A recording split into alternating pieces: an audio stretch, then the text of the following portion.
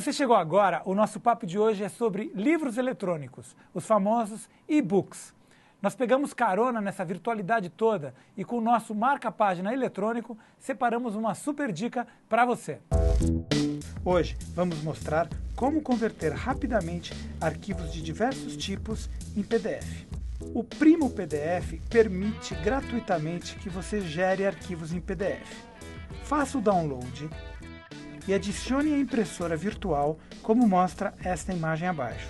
Para acessar a tela abaixo no seu computador, basta ir no painel de controle e clicar em Impressora. Isso acontece porque os programas que convertem arquivos em PDF geralmente se instalam no sistema como se fosse uma impressora virtual. Na hora de imprimir, escolha Primo PDF. Pronto, seu arquivo em PDF já está criado. E se você estiver utilizando um computador público e precisar urgentemente criar um arquivo em PDF, uma opção é o Google Docs. O Google Docs permite criar e abrir arquivos de diversos tipos e salvá-los como PDF. Assim, se você tiver um documento do Word, por exemplo, pode abri-lo com o Google Docs e depois disso exportá-lo no formato PDF. Para utilizar o Google Docs, é preciso ter uma conta no Google. Se você utiliza o Gmail ou o Orkut, por exemplo, basta utilizar o login desses serviços. Com essas pequenas dicas, você já pode começar a produzir o seu primeiro livro eletrônico. Boa sorte!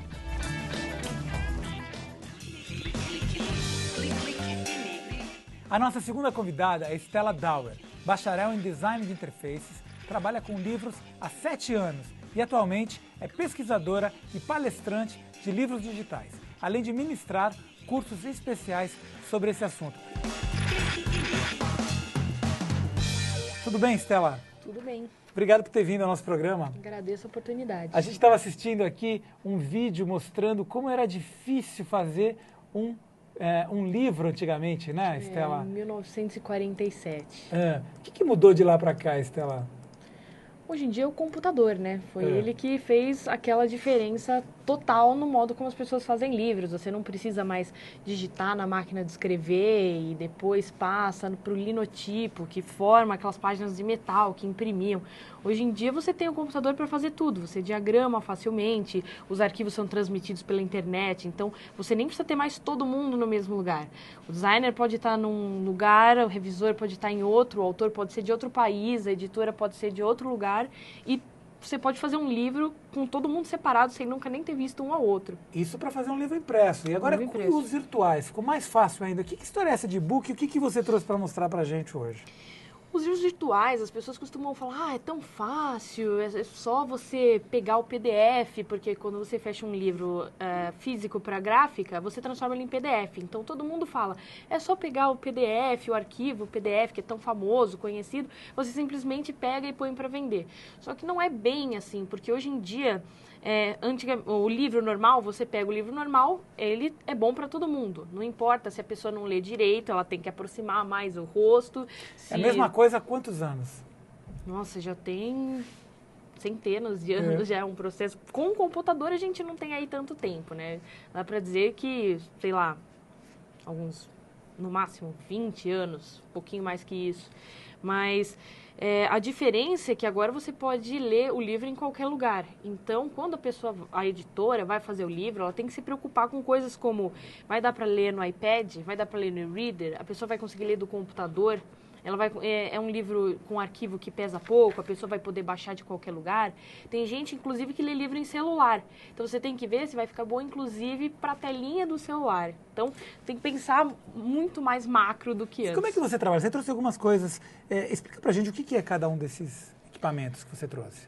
Esses daqui, todos eles são e-readers, que as pessoas costumam não conhecer muito, inclusive confundem, chamam isso de e-book. E-book é o arquivo que você coloca dentro disso aqui, que é um e-reader. Então deixa eu ver um aqui que já tenha uma telinha. Deixa eu pegar um aqui que já isso aqui eu tô no teu site. Isso aqui são capas de e-books. Isso, exatamente. São capas que eu fiz, tem alguns para e-books e tem alguns que são livros físicos mesmo. É o que a Regina já tinha falado antes, é essa tinta eletrônica, então ela parece muito com papel. Ela é confortável de ler, parece um papel mesmo. Ela não brilha. Não brilha, a capinha dela é fosca e você pode ver que são muito parecidas, é muito parecido com um livro mesmo. Então, a única diferença para equipamentos mais modernos como o iPad é que ele demora um pouquinho para virar a página, mas não é nada que traga prejuízo. Tá, então esse como chama? Esse é o Kindle da Ele Amazon. acessa a internet? Esse aqui, ele tem rede sem fio, Wi-Fi, mas ele também tem um modelo 3G que funciona com a rede de celular. Ele é um aparelho exclusivo para leitura. Quando você compra um e-reader, você sabe que a função principal dele vai ser para ler livros. Então, ele até, por exemplo, o Kindle, ele acessa a internet. Você pode entrar em sites, mas não é recomendado, porque ele não é feito para isso. A prioridade dele são livros. Então, ele tem essa tela em preto e branco para priorizar o conforto da leitura.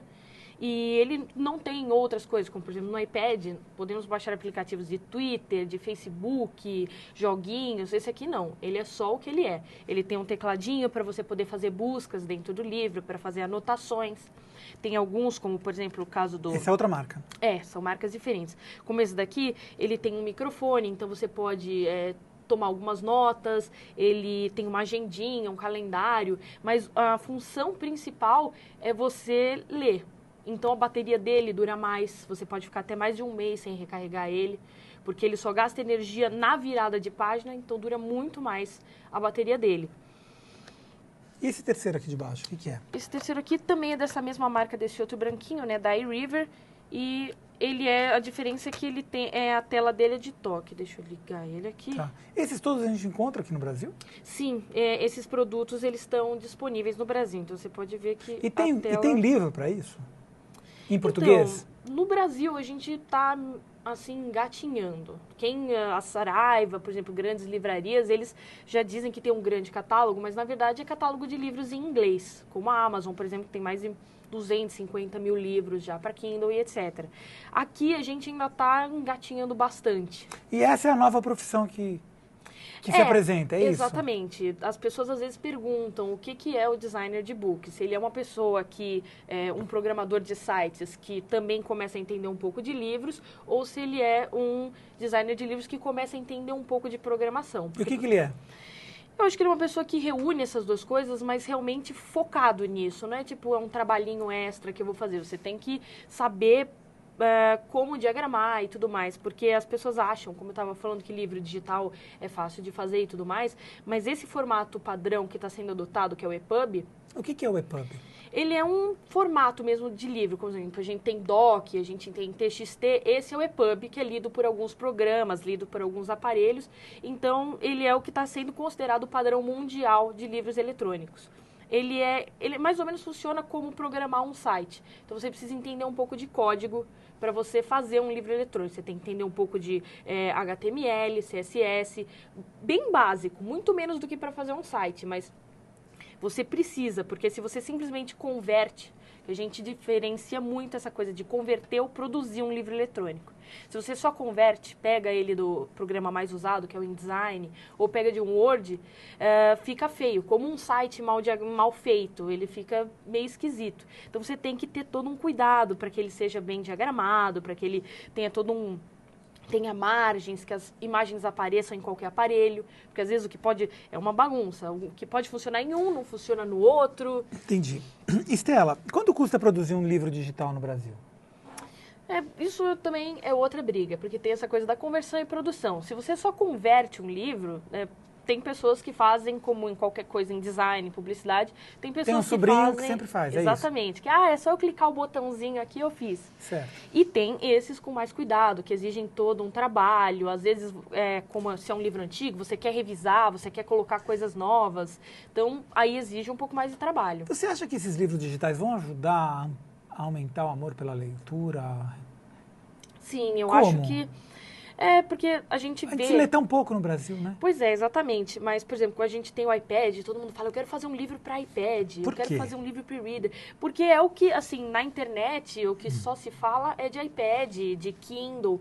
Mas aqui no Brasil, o brasileiro, quando lê livros digitais, a plataforma que ele mais utiliza é o computador, o PC normal.